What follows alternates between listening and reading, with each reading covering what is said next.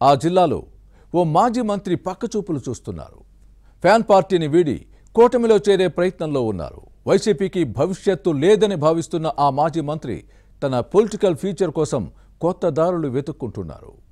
గోడ దూకాలని ప్లాన్ చేస్తున్న ఆ మాజీ మంత్రి ఎవరు, ఏ జిల్లా, కూటమి ప్రభుత్వంలోని ఏ మంత్రితో టచ్లో ఉన్నారు, చర్చలు ఏ దశలో ఉన్నాయి? Let's watch the story.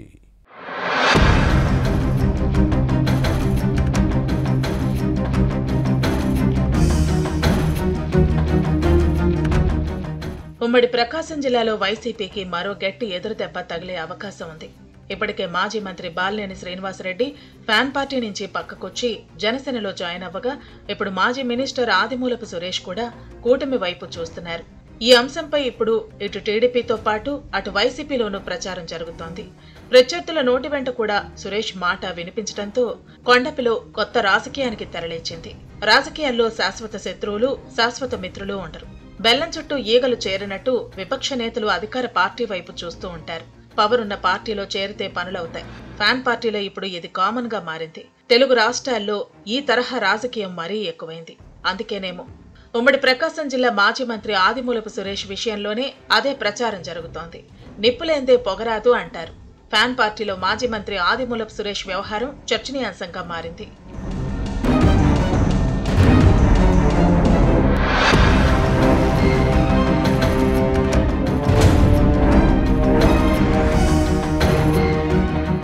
YS Jagan కు సన్నిహితుడిగా పేరున్న ఆదిమూలపు సురేష్ తన పొలిటికల్ ఫ్యూచర్ కోసం దారులు వెతుక్కుంటున్నారు. గత ఎన్నికల్లో ఓటమి తర్వాత ఆదిమూలపు సురేష్ గోడ దూకేందుకు రెడీ అయ్యారని వైసీపీలో చర్చ జరుగుతోంది. 2009లో ఎర్రగొండపాలెం నుంచి కాంగ్రెస్ ఎమ్మెల్యేగా గెలిచారు. 2014 ఎన్నికల సమయంలో వైసీపీలో సంతనూతలపాడు నుంచి విజయం సాధించారు. 2019లో తిరిగి ఎర్రగొండపాలెం నుంచి గెలుపొందారు. వైసీపీ ప్రభుత్వంలో 5 ఏళ్లు మంత్రిగా పనిచేశారు. మంత్రివర్గ పునర్వ్యవస్థీకరణలోనూ సురేష్ కు రెండోసారి అవకాశం కల్పించి తన బంధువైన బాలినేని శ్రీనివాసరెడ్డిని పక్కన పెట్టారు జగన్. 3 ఏళ్ల పాటు విద్యాశాఖ, 2 ఏళ్లు మున్సిపల్ మంత్రిగా పనిచేసిన సురేష్ గత ఎన్నికల్లో ఎర్రగొండపాలెం నుంచి కొండపికి షిఫ్ట్ అయ్యారు. పార్టీలు, నియోజకవర్గాలు మారినా వరుసగా 3 సార్లు ఎన్నికల్లో గెలిచి హ్యాట్రిక్ కొట్టిన సురేష్ కు కొండపిలో ఎదురుగాలి వేచింది. ఓటమి తర్వాత పార్టీ కార్యాలయాలను సైతం ఖాళీ చేశారు.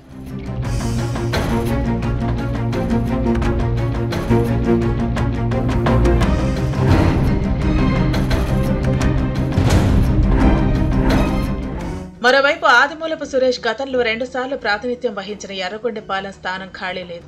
గత ఎన్నికల్లో తాటిపర్తి చంద్రశేఖర్ వైసీపీ ఎమ్మెల్యేగా గెలిచారు.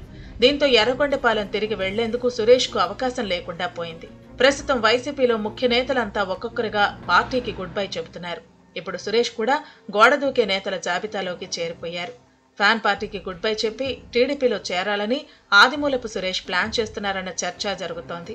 వైసీపీ ప్రభుత్వంలో విద్యాశాఖ మంత్రిగా పనిచేసిన ఆదిమూలపు సురేష్ కు కూటమి ప్రభుత్వంలో మున్సిపల్ మంత్రిగా పనిచేస్తున్న నారాయణతో మంచి సంబంధాలు ఉన్నాయని టాక్. దీంతో సైకిల్ ఎక్కేందుకు మినిస్టర్ నారాయణతో మాజీ మంత్రి ఆదిమూలపు సురేష్ చర్చలు జరుపుతున్నారని ప్రచారం జరుగుతోంది. ఇప్పటికే 2-3 సార్లు హైదరాబాద్ లో మంతనాలు జరిగాయని టీడీపీ, వైసీపీ శ్రేణుల్లో చర్చ సాగుతోంది.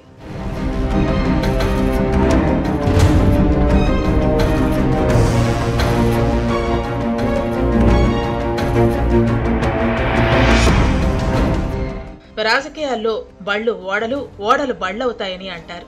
ఉమ్మడి ప్రకాశం జిల్లా కొండపిని డోలా బాలవీరాంజనేయ స్వామి తన కంచుకోటగా మలుచుకున్నారు. 3 ఎన్నికల్లో వైసీపీ అభ్యర్థులను మార్చినా విసిగిపోవటం మినహా విజయం దక్కలేదు.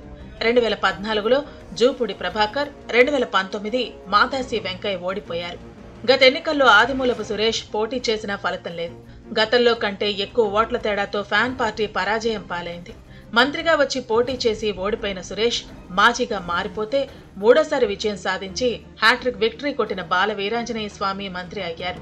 అలా స్వామి బండి ఓడ అయింది. సురేష్ ఓడ బండిగా మారింది.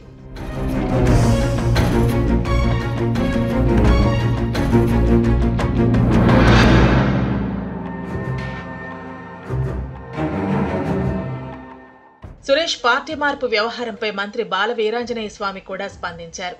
నిప్పులేందే పొగరాదు అంటూ కామెంట్స్ చేశారు.